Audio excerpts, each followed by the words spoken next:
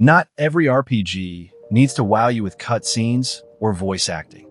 Some are built on dense rule sets, tactical depth, and player choice that actually matters. These are the isometric RPGs that care more about systems than spectacle. Games where understanding mechanics and making intelligent decisions wins over flashy animations.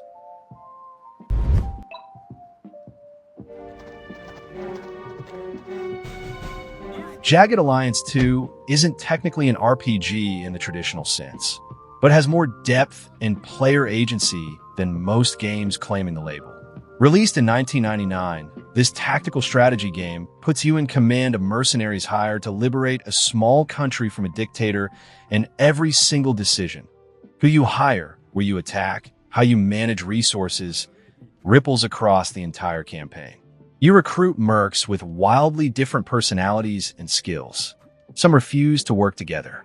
Building the right team means balancing combat effectiveness with logistics. The campaign structure is open-ended. You choose which towns to liberate, how to allocate forces, and when to push forward. Capture mines to generate income. Train local militia to hold territory. Repair weapons. Manage ammunition. Heal injuries. Everything requires time and resources. The strategic layer is as engaging as the tactical battles. Turn-based combat with action points governing everything. Sight lines cover weapon range, all matter mechanically. Projectile physics determine impact, but the interface shows its age. The UI is clunky and unintuitive, requiring patience to master. Graphically, even for 1999, it looked dated. The learning curve is brutal, with little explanation of complex systems. Difficulty spikes hard if you mismanage early sectors. Losing key mercs can cripple campaigns. Some escort missions are outright unfair, and enemy AI occasionally breaks, causing frustrating bugs. Despite flaws, J2 remains one of the deepest tactical experiences available. The 1.13 community patch adds massive improvements in content, keeping it alive 25 years later.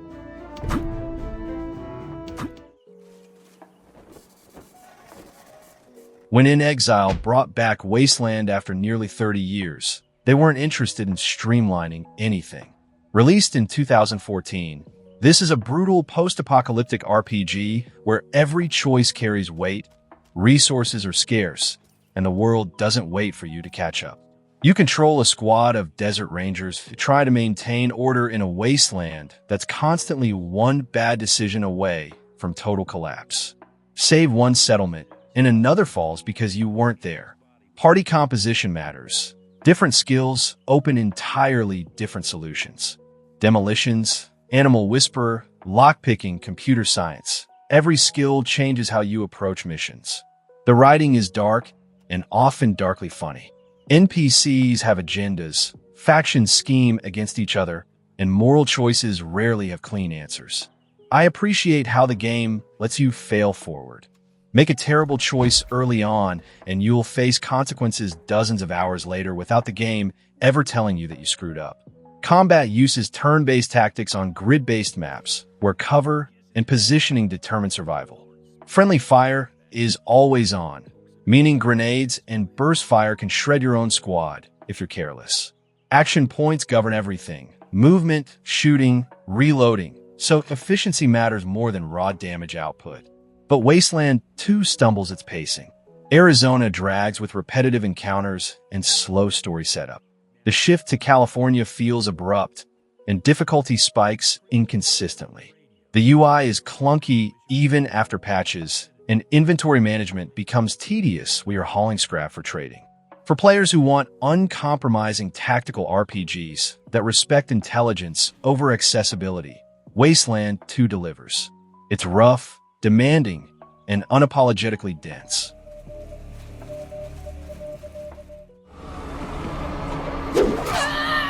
Torment. Tides of Numenera isn't trying to be Planescape, Torment, despite the spiritual successor label. This is a game obsessed with words, philosophy, and exploring what it means to live in someone else's shadow. Set in Monty Cook's Numenera universe, a world built on the ruins of 8 advanced civilizations. You play as the last cast-off, one of many bodies discarded by an immortal being who jumps between shells to cheat death. You're a person created to be abandoned, inheriting someone else's memories. The game asks heavy questions about identity and legacy. Combat is almost non-existent. The game uses a crisis system where conflicts, verbal arguments, moral dilemmas, physical confrontations, all resolve through the same turn-based framework. You can talk your way through entire sections, and violence is often the least interesting solution. Stat pools govern everything: might, speed, intellect, and spending them strategically opens new dialogue options and abilities. The world is dense with strange technology and bizarre cultures. Side quests often matter more than the main plot, though it does struggle to find momentum. The story meanders, especially in the second half where pacing collapses. The final act feels rushed compared to the verbose build-up.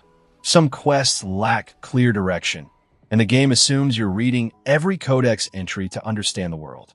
Companions are hit or miss. The lack of combat frustrated players expecting Planescape's balance. For players who love reading, thinking, and narrative experimentation, Tides of Numenera is worth the investment.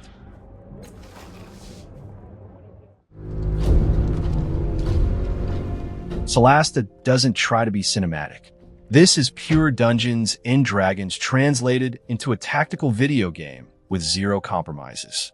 If you've ever wanted to experience D&D combat exactly as it works on the tabletop, complete with advantage/disadvantage, reaction mechanics, and verticality matching, this is it. The story is forgettable, standard fantasy tropes. The combat is phenomenal. Battles unfold on 3D grids where height advantage, lighting, and positioning all matter mechanically. Shove an enemy off a ledge, and they take fall damage. Cast darkness, and ranged attackers lose effectiveness. A rogue hiding in shadows gets advantage on attacks.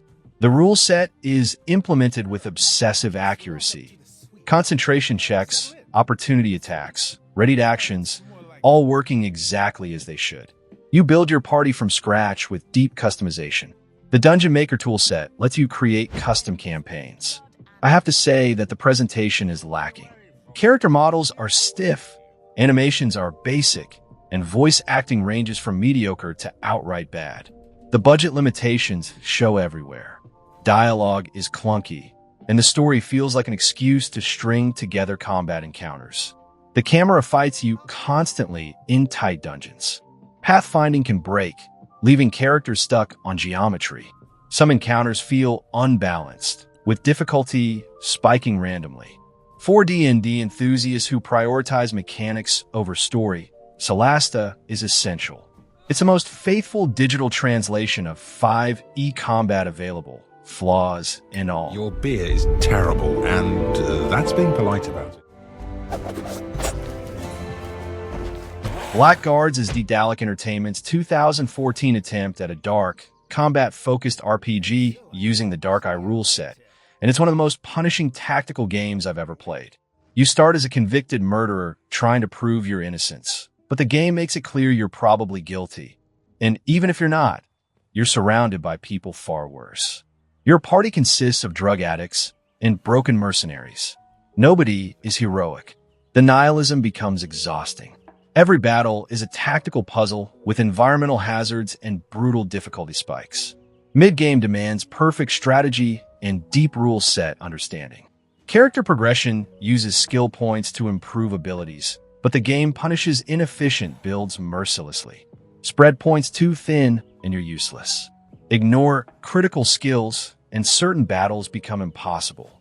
I restarted twice because I'd locked myself into unwinnable scenarios. Lure enemies on spike traps, collapse pillars, ignite barrels. Battles reward creativity over brute force. But the balancing of the game is not good. Some encounters feel outright unfair, designed around cheese tactics rather than legitimate strategy. The difficulty curve isn't a curve. It's random spikes that force save scumming. Graphics are competent but bland. Environments recycle constantly. Character models lack personality. The UI is clunky, hiding important combat information. The grimdark tone wears thin. Relentless darkness becomes numbing.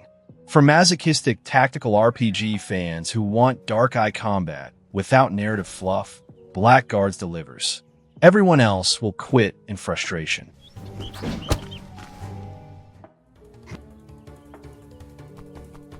Knights of the Chalice is what happens when one person decides to make the most mechanically pure D&D tactical RPG possible.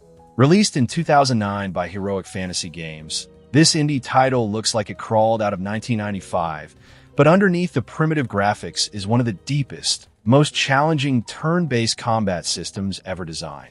Minimal story, no companion banter, pure dungeon crawling. Combat is brutally tactical. Every battle is a puzzle demanding optimal spell usage, positioning, and resource management. Enemies use intelligent AI that exploits weaknesses, flanks your party, and dispels buffs.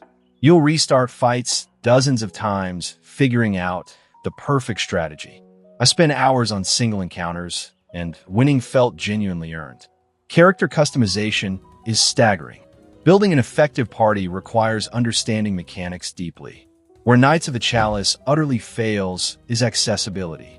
The graphics are terrible even by indie standards. MS Paint level sprites on flat backgrounds. There's no tutorial beyond reading the manual. The UI is functional but ugly. Sound design is minimal. The difficulty is unforgiving. Early encounters can wipe unprepared parties instantly. The game assumes you understand D&D 3.5 intimately and offers zero handholding. Many players bounce off within the first hour. Pacing suffers from repetitive dungeon design. Environments look identical, and without strong narrative hooks, motivation comes purely from mechanical challenge. For hardcore tactical RPG fans who want pure D&D combat stripped of everything else, this is a masterpiece. Everyone else will hate it.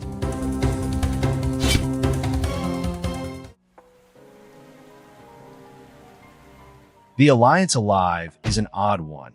A 3DS JRPG from 2017 that somehow sneaked on a PC and Switch with minimal fanfare. This is a traditional turn-based RPG that focuses entirely on exploration and experimentation, stripping away grinding in favor of systems-driven progression. Humans live under demon occupation. You control multiple parties, with narrative jumping between perspectives. Instead of leveling, you assign party members to 5 guilds that unlock abilities for everyone. Strategic planning over grinding. Combat uses the ignition system where abilities randomly awaken mid-battle, permanently adding them to your repertoire. You don't learn skills through leveling. You discover them by experimenting with different weapon types and tactics. Every fight is a potential learning opportunity, which keeps random encounters from feeling pointless. Exploration is open-ended, with regions tackled in different orders. The game adapts to your choices. Visuals are basic even for 3DS, looking dated on modern platforms. The story lacks emotional weight. Characters are likable but underdeveloped. Pacing drags in the middle with repetitive fetch quests and backtracking that tests patience. Combat becomes trivial once you understand the systems. Boss fights rarely challenge experienced players. The lack of traditional leveling frustrates those expecting standard JRPG progression. For players who appreciate experimental RPG systems over polish, The Alliance Alive offers something genuinely different.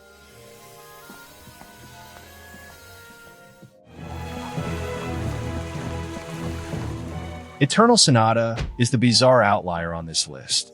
A 2007 JRPG that's technically not isometric, but shares the systems-driven focus and tactical depth that defines this collection.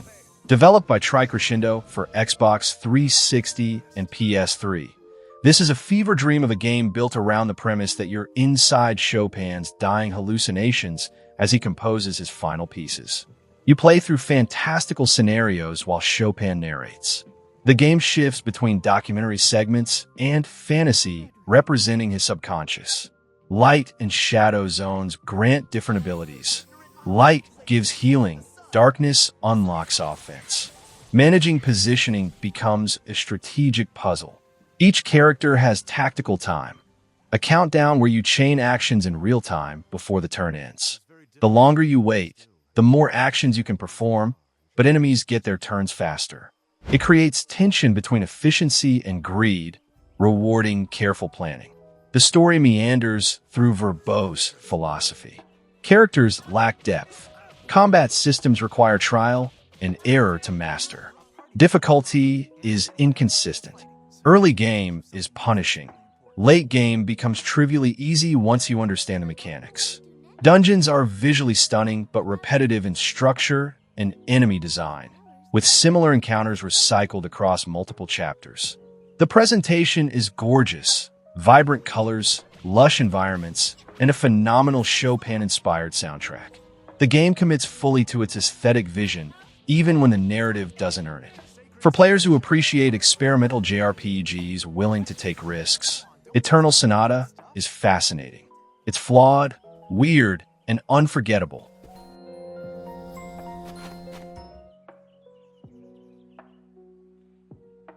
Expeditions Conquistador tackles a setting almost no RPG touches: the Spanish conquest of Mexico in the 1500s.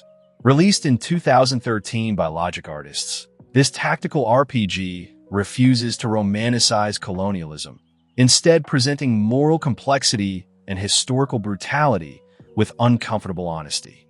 You lead conquistadors managing resources and morale. Do you exploit indigenous people or coexist? Every decision affects morale and factional standing. Turn-based battles mix with resource management. Travel between regions, managing rations and equipment. Lose supplies and your party starves. Hex-based tactics where terrain and formations matter. But it's repetitive. Maps recycle frequently, and combat encounters start feeling samurai by the midpoint. The story's moral weight carries you through, but mechanical variety suffers and dungeons blur together. Graphics are functional but uninspired. Basic character models and environments that lack personality. Voice acting is minimal, relying heavily on text for storytelling. The interface can be confusing, hiding important information in nested menus. Difficulty spikes unpredictably. Some battles feel impossible without specific party compositions. Resource management is punishing early on, leading to frustrating restarts if you mismanage supplies or make poor tactical choices in the opening hours. Despite flaws, Conquistador deserves recognition for tackling difficult subject matter thoughtfully. It's a game about colonialism that doesn't let you off easy, demanding you sit with uncomfortable truths.